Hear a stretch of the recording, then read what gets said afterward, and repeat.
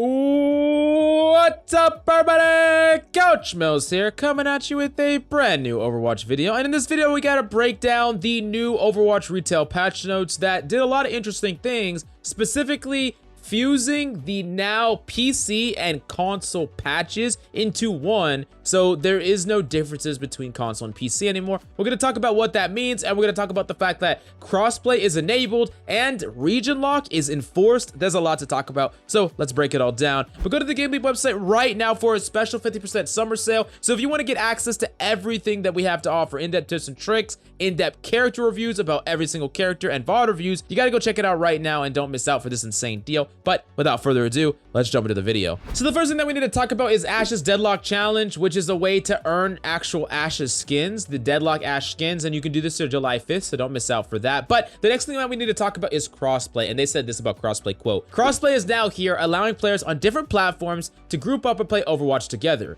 All console players are required to make a Battle.net account to link their console account. Everyone who logs in to Overwatch by the end of 2021 will receive a golden loot box to celebrate." Now, the really interesting thing with crossplay being enabled now is there were two separate patches from PC to console. The balance was different from both, and they're actually clearing this up right now. So let's talk about all the hero changes that is just making the game more in line with each other. So first off, quote, "With the introduction of crossplay, we are bringing balance between platforms to be in parity with one another. These changes are labeled as parity adjustments and apply to all matches." Now, Ana Biotic Rifle, parity adjustment, darts no longer have increased projectile size on console platforms, so Ana's directly gonna get a nerf on console. Ash Bob Party no longer does less damage on console platforms, so now Ash and Bob is actually going to be buffed for console. Symmetra Sentry Turret Party Adjustment no longer deals less damage on console platforms, so Symmetra is getting buffed on console. Torb Deployed Turret no longer does less damage on console platforms, same thing, buffed for console. And so basically now they're both on the same patch. There's no differences between console and PC, which is going to be a little interesting because there is some argument that this should exist. I mean, you got to understand that the console and PC meta standalone are going to be fundamentally different. And when you think about characters like Torb, Symmetra, and Ash, those specifically, Bob, Sentry Turret, and Deploy Turret,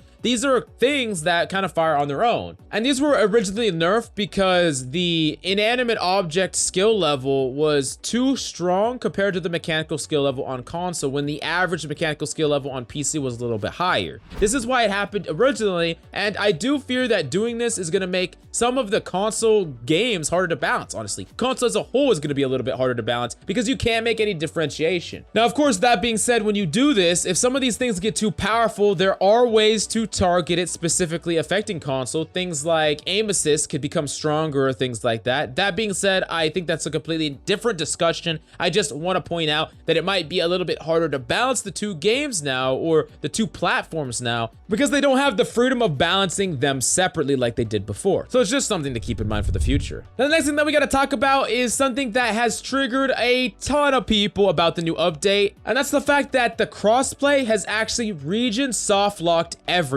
And what I mean by this is you no longer have the option to pick what region that you can play in. Before, if you wanted to, you could go to Asia, you could go to EU, and you could play in whatever region that you wanted to, even if you were in NA, but now you are basically soft locked. Now, what do I mean by soft locked? You can technically be put in a different region against your will if you're in queue times for too long, if the system deems, hey, this guy is in queue times for way too long, so let's just throw him randomly into a different region, which is also complete bullshit, by the way. And a lot of people are pissed off. Some people actually choose to play on other regions because, yes, the ping is high, but maybe they don't speak the language and, you know, they're traveling or things like that. And another big problem that actually comes up is that streamers will basically be one of that big groups, those target groups that are going to be pushed into other regions because they're going to have really, really long queue times because there's just not enough people playing at the high ranks in their area and they can't play on different regions. I think this overall is incredibly frustrating when there's a lot of people that are in EU that love to play in NA, and a lot of us like to watch them do so because a lot of the streamers can play together,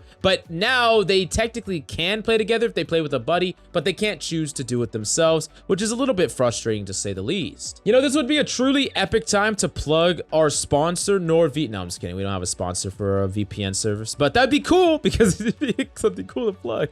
Now, ultimately, this is not Overwatch's fault. Apparently, this is a Blizzard there's a problem where a lot of the games are actually being pushed onto specific servers and you can't pick. You don't have the options anymore. That being said, I think that taking decisions away from people, taking away options is just going to get people mad. I mean, why would you want to take this option away from people when it was being used by a lot of people for many different reasons? I'm not entirely sure why they did it. I'm not entirely sure why they have to do it. And I really wish that they wouldn't, but I want to know your opinion about it. Do you agree? Do you disagree? Do you not care at all? I want to know why. Let me know in the comments down below. We'll go to the GameLeap website right now so you don't miss out on our special 50% off summer sale where we have in-depth VOD reviews over every single hero in the entire game. So if you really want to level up your skills and climb to Grandmaster and beyond, go check it out right now. But thank you so much for coming by. I really hope you enjoyed the video. Love your faces. See you next time.